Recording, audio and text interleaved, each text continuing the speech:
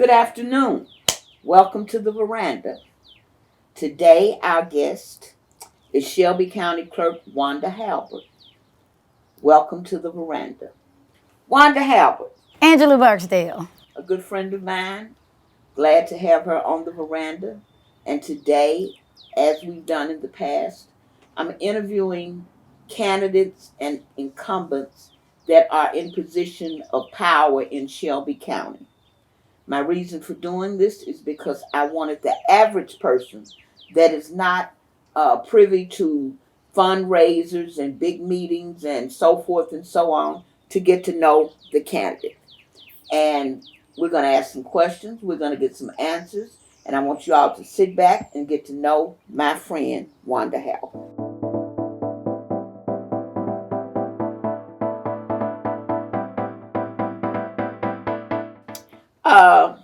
Tell me a little bit about Wanda Halbert, first of all. Actually, like you said, we go back probably 30 years. Yes, a little more than 30 years, as a matter of fact. So I want to thank you for your friendship, and I want to say that I'm very proud of you because this is a wonderful concept. I can't, it just really, I'm beyond surprised and pleased with this. Everybody's talking about it. So you're the talk of the town, ma'am. I hope in a good way, because That's okay, the bad things don't matter. Okay. Actually, I started out as a PTA mom. I became a young divorced mother of two. And I got involved with our local PTA. And the parents asked me to be the PTA president because Roselle Elementary. That's right. And the parents had a lot of concerns about different changes that were happening in the community because Roselle Elementary has always been a staple in the community. And because of some concerns, because of new leadership, then I simply stood up and asked a question in the meeting, and that was, if these parents are the reason why, these parents and students are the reason why you have a job, why is it you don't want to hear them? This is their school. They pay your salaries, and they represent the teachers, the students, and the community. So that pretty much got the parents that asked me to run for PTA president. I became the president, and we started addressing a host of issues at the school board. In addition to that, there's a national organization, Parents for Public Schools. It was started many years ago during busing and desegregation where white families out of Mississippi tried to stop the flight from public schools because of desegregation. So to this day, they still fight for the rights of all students and families and teachers. So they asked me to be the Memphis chapter president. So I became the president. Next thing you know, I said, you know what? We're taking so many issues to the school board. We're not getting any resolution. So I think it's time for us to have more parents, less politics on our school board. Mm-hmm. That's when I became a school board member. It was more about me being an advocate, didn't know anything about being a politician. And to this day, I don't consider myself a politician because this is something that I've done from my heart with just my friends and, other moms and dads who have joined us. And something that happened, Angela, recently, both of my sons, Andre and Stefan. Andre makes prosthetics at Smith Nephew Richards. Stefan is a civil rights attorney in Washington, D.C. in the Biden administration. Proud of both my guys. I'm so excited. But Stefan was featured in an article in Washington, D.C., several attorneys. And in there, I literally just broke down in tears because they asked him, what motivated you? What kind of got you started in this? And my son talked about how he saw me sacrifice and struggle as a single mom and how I got on the school board, PTA mom. But the thing that just brought me to tears was when it was his time to leave high school. He said, my mom was so committed to what she shared as her vision for more parents, less politics on our school board, that my mom stepped down. She didn't want it. She wasn't through with her work, but she just stepped down because she felt like another parent needed that seat. So that's what I felt and believed, and it just so happens that I was asked by the outgoing city council member to consider running for the seat of city council member for District 4. I remember it. And I did that, And who would have known I'd morphed into juvenile and criminal justice, disproportionate minority confinement of African American and other boys and men. And literally on a day off, I am a believer in the spirit. A lot of people don't necessarily say that they're religious. I'm more about the spirit. But and I got to interject right there. I know this for a fact because in our conversations, yes, in the middle of the night or whenever, the spirit comes into the conversation. I'm like, okay, hold up. The spirit said. The spirit said. So on a day off, I was laying in bed watching the Me Too movement and then prepping for the 100th commemoration of the Women's March. And the spirit literally said, don't sit the season out. And I didn't know what season it was. So after 5 times, I realized it was election season. And I was in no way planning to run.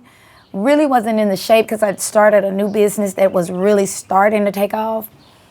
But I am obedient to the spirit, and I am the Shelby County Clark.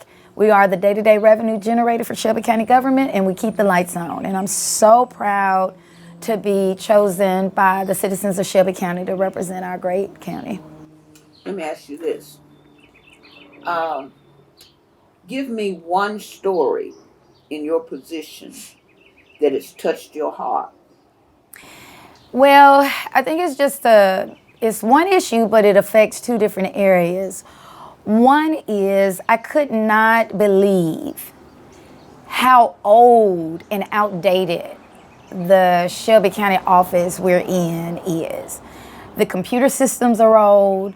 The facilities are old and outdated. There's no current technology. And I knew that I studied the office before I ran for the position.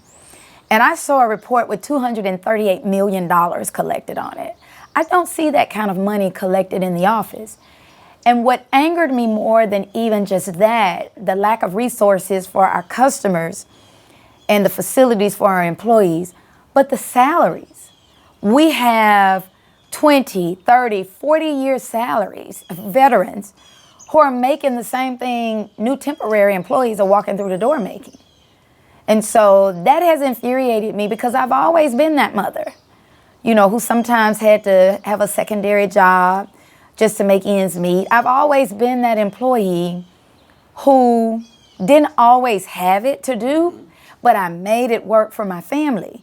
And these employees, and first of all, our customers, we have over 1 million residents. And we have even, a large customer base, auto dealers, out-of-state vendors, dealers. So these employees are performing 60 to 90 different kind of transactions daily. They can take maybe 2-3 minutes or up to 3, 4, 5 days. And for them to have worked this long and that hard without a decent salary, a decent wage, without any type of benefits, even when COVID hit, our team couldn't work from home. We asked Shelby County for hazard COVID pay for our employees, then the county said no. So those are some of the biggest challenges that I have, and I'm frustrated. It's been a very frustrating 4 years. So does the clerk's office have its own ITT department? Actually, the clerk is one of multiple independent offices. So we are our own boss. I mean, you all, the voters, are our bosses. And we all have a budget. But that was another one of the challenges because knowing that we're generating $200-300 million a year, we're literally turning over anywhere from $10 to $12 million a month. And everything we asked for, the answer was no. In the beginning, the mayor said, well, can you just tell us what you can live with? And even when we told you what we can live with, we still didn't get it. For example, cleaning services. I literally saw an employee. As a matter of fact, she was a Hispanic employee. And she was expecting a baby. And I saw her pick up a stick. I didn't know what it was. I was like, wait a minute, what is that? And they said, oh, it must be the mop. It's her day to clean up. Literally, the employees were being made in our satellite offices to take turns cleaning up the facilities. And I put a stop to that immediately So little things like that that never should exist in today's workforce. We have had the toughest time just trying to get basic necessities so that our employees and our customers can be comfortable. We're not struggling to provide the services. And now that COVID has hit, oh my goodness, COVID has just spin our services, our core services, in 59 different directions. Lines wrapped around buildings because you couldn't be packed in those small facilities anymore. And those things should not be acceptable, not just to the residents, the citizens, and our customers. They shouldn't have been acceptable to the mayor and the county commission. But we're still dealing with that, and we're taking a hit for something that's beyond our control. I appreciate your diligence in that. And you have so many politicians that don't look at the intricacies of what it takes to make that particular seat or that particular office function at its highest capability because lack of funding. Absolutely. And you have these politicians that have the ability to make the changes or put forth the effort to make this effective, and they don't. So the fact that you call them out on it, that's something that needs to continue. So let me say this if I can. When I came into this office, I already knew that we had a budget of 12, 13 plus $1 million a year. And they were only allowing 6.4 million or less for the budget of the office. Well, now that I'm here, I spent 25 years at FedEx in the IT department. So the very first thing I saw was the lack of technology. And when I asked for the funding to clean all of it up, the answer was no. So long story short, they're cutting the money off the top. It has taken us 2 years. It took us 1 year to find out, even though I knew I signed checks, because we have checks going out on a daily basis, there was actually a bank account. The bank mail was being hidden from me. 2 years later, we find out that all of the monies, and I told the county commission, I'm not going to touch a particular area of business in this office, nor the money, until I have a forensic audit, because I know I see some illegal activity. And I do not see the money that I know we should be collecting and turning over.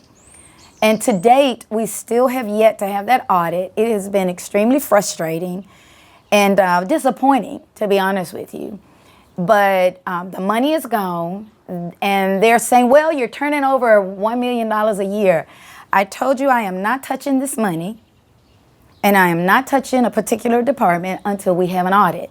Only 2 of us asked for an audit when we got there. Each of us were granted an audit. It had already been paid for. One of my colleagues, they received one in a few months of being there. I've been there almost 4 years, and I have not had that audit. It has been a struggle. It has really been a struggle. I am a taxpayer first.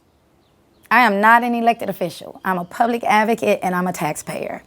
I personally do not appreciate watching government employees work in these horrendous conditions, watching our customers having to literally stand in line, sometimes 1 and 2 hours. They start lining up as early as 6 o'clock in the morning. Telephone systems where you have to hold on for an hour and a half, 2 hours, and sometimes it'll even disconnect on you. Yeah.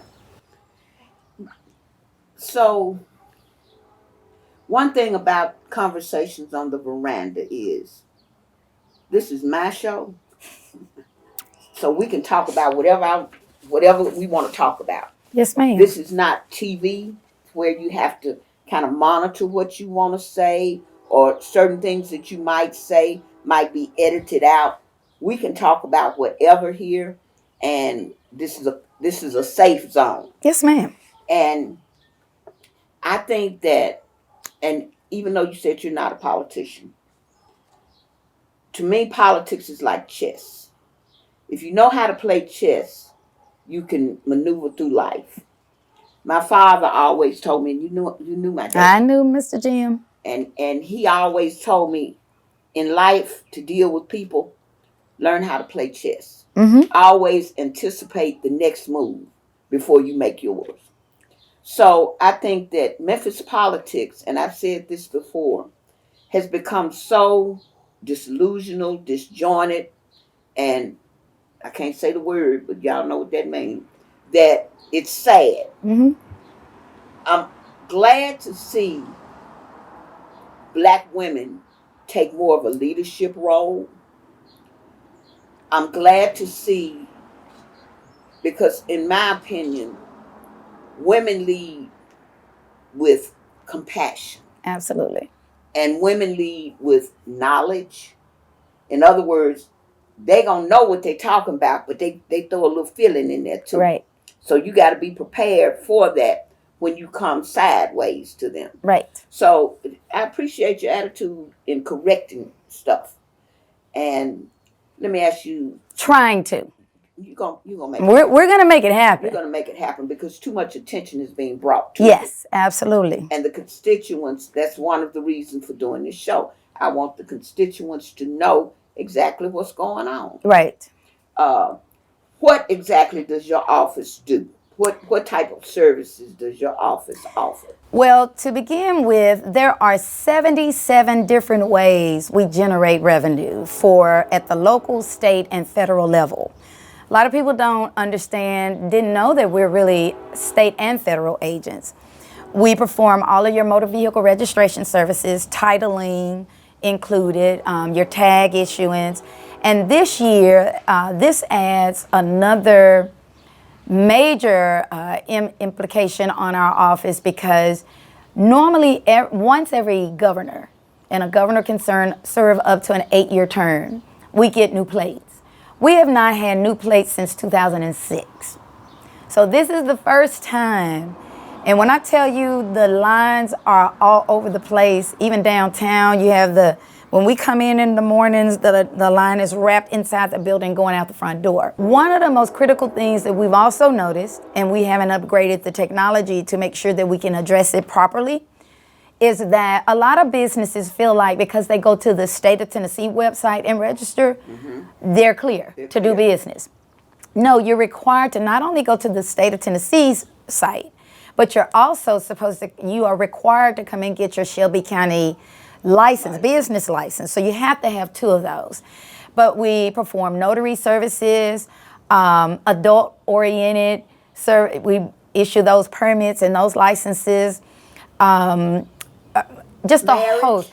Marriage. Actually, we perform marriages. In fact, when the Supreme Court ruled in favor of same-sex marriage, this office decided it would not perform the ceremonies again. And I came in and I decided this building belongs to every resident. It's not our place to judge. So not only do we issue the marriage licenses, but we marry couples. During COVID, we may have married anywhere from 8 to 10, 11 couples a day. It was like a wedding chapel because there were so many weddings that got canceled, and families, they would come in their beautiful white gowns. So we just made it very special for them. Has doing the same-sex marriages created any controversy in your office? No. I don't know.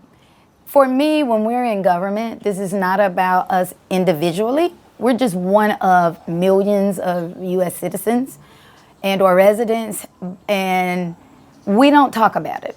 It's not our business. Our job is to issue the marriage license.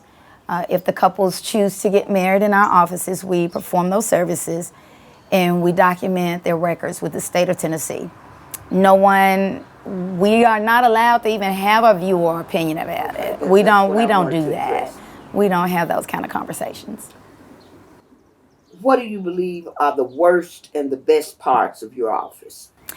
The best parts, I will be honest with you, the customers.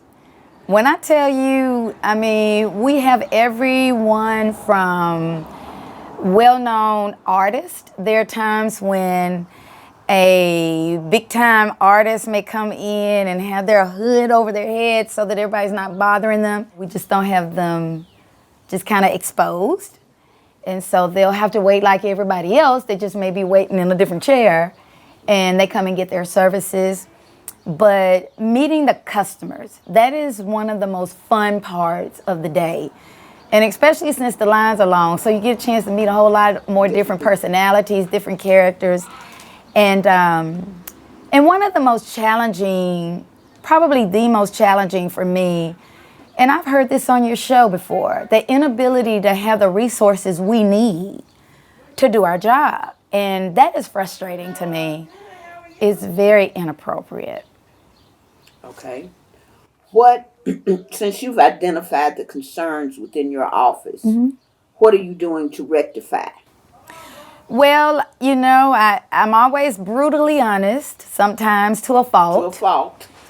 But over the last 3.5 years, we have really tried our best to work with the mayor and his administration, as well as the county commission, and to discover there are funds that have historically just rolled out of our bank account every night, which prohibits us from being able to make modifications to our facilities. Even when we've asked for additional funds for the facilities, the answer has been no. Or if we receive those funds, you've taken them and spent them somewhere else. The issue about the salaries, we know what's inside of our office. We know that a 37, 40-year veteran employee should not be making the same money as a 20, 25-year employee. Correct. But then you make the decisions outside of us. And I think the thing that has really disappointed me the most, outside of the fact that you're literally taking the money out of the bank account every night, what authorized that? We're government. This is not a private or personal business. And when you take that money, you're refusing to spend it where the law says it should be spent for the customers and our employees. Is this something that, well, I know for a fact that you are currently addressing this issue. Absolutely. And I know it's at times disheartening to not have the support that you need for this issue. Now, mind you that these are one of the concerns I want to give you the opportunity to address on this platform. Is there something that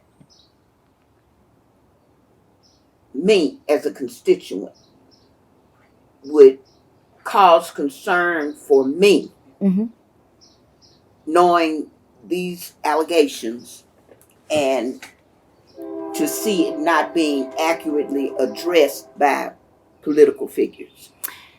Actually, we not only I invite you. I don't care if you all want to have us at a community meeting, but have myself, the chair of the county commission, the mayor, have us address the issues before the public. We have spent the last 3.5, almost 4 years documenting, trying to figure out what is wrong in this office. Where are the funds that are supposed to take care of our customers, our employees, and our services? And to have bumped into the fact that those funds are being spent elsewhere, that's a problem. Now, also for me, it's something that you mentioned earlier. As a woman, as a black woman, I have never in my life felt more disrespected. And we do so much, not only in our homes with our families, but in our community, especially when you become an activist, a volunteer, or an advocate, or even a politician. How dare you disrespect us? How dare you disrespect us? Well, see, to add a little light to the conversation, that is why I applaud my black sisters and women in general that take on these roles. Because believe it or not, viewers, I have been offered the opportunity many times to run for office. That's not me. She has been. I'm not politically correct. I will be the first one to be in handcuffs. You think Will Smith smacked somebody? But that was on a lighter note. I have to add humor to it. But I'm serious. I couldn't do it. I could not do it because that's why I choose to do things like I do. I kind of work behind the scenes on issues because I feel as though it takes great fortitude and strength for a woman, a black woman, a woman in general. You come up against the old regime. Correct. You know, you're coming up against the good old boys regime. And you got to be steadfast in your convictions and have a strong will to make a change and make a difference. So I Right. applaud you for that. On a lighter note, is there anything you want to add to this conversation? You know, I wanted to remind you of something that was one of probably the scariest moments of my life. And it taught me a very valuable lesson about not only protecting myself, but protecting the integrity of the office, the team. You recall when I was leaving the school board, headed to the city council, all of a sudden, many elected officials were paraded on television by the FBI, as if we were about to go to prison for something. And so I found myself being questioned about things that the legislators never get involved in. We don't sit in on certain kind of meetings. I can't explain how a group or team got a contract. That's, not something we did. But it didn't prevent me from receiving a knock on the door by the FBI wanting to talk to me about things that I didn't know anything about. I had to hire a criminal lawyer for $5,000. At the same time, my youngest child was headed to George Washington University in downtown DC. And it was probably one of the scariest moments of my life. It taught me, though, even though I knew nothing about that, it didn't stop me from getting that knock at the door. So today, I am in a position where I am the person who is required to answer to and answer for what we do. And somebody else is inside of the office making decisions and doing those things. And so I have told the mayor and the county commission chair, we are formally asking you to please immediately contact the FBI and the Department of Justice Criminal Division, because we have no desire to be a part of anything that's questionable. And I want to always let my constituents know, my bosses, not only do I thank you for trusting me, but I thank you for believing when I come to this table, I'm not just protecting the customers who walk in, the employees who are there. I am protecting the integrity of your dollars, because it's your dollars that is supposed to help keep the lights on in this county, your dollars that help pave the streets. And if those funds are missing, I don't want to be a part of that. And I learned from 2007, absolutely not. I don't have a problem talking about it. So I invite the mayor, the county commission chairman, all of you. Let's get on television and talk about it. Let's clean this up. It existed before us. Let's clean it up and move forward. Otherwise, we need to cut this out. I agree. I want to thank everybody and my viewers. I want to thank my friend Wanda for coming to the Veranda. I'm asking that we support her in reelection. She's there. She's doing the work. She knows what the problems are, and she's addressing the problems. So we thank her for that. Thank you for coming to the Veranda. No, thank you, because I can't tell you how many times I've sat on the veranda, but when I saw your show air, I just thought, oh my goodness, this girl done got a little too big for her britches. But I appreciate you and I love you. And thank you so much for all you do in the community. Thank you. Thank you.